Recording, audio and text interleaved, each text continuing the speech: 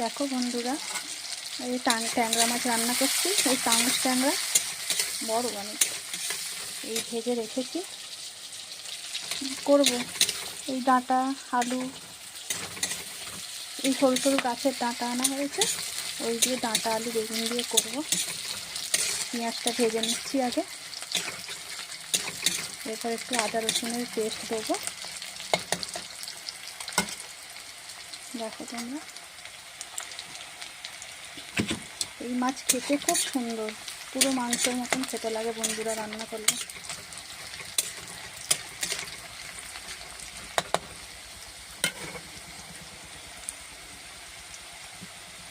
দেখো, এই দিলাম আদা রসুনের পেস্ট গেল।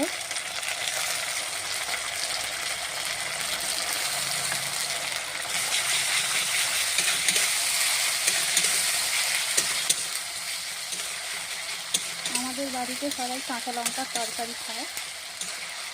আমি ভালোবাসি একটু শুকনো লঙ্কার তরকারি খেতে, কিন্তু সবাই যেটা খাবে সেটাই তো খেতে হবে, তাই আমি কাঁচা লঙ্কা দিয়েই তরকারিটা বানাবো। দেখো,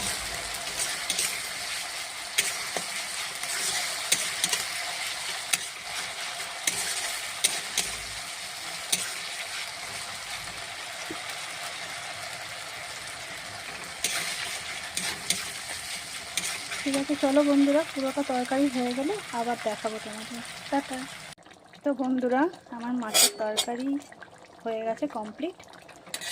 এবার ধনে পাতা দিয়ে মাছটা নামিয়ে দেবো, ব্যাস, তাতেই আমার তরকারি কমপ্লিট।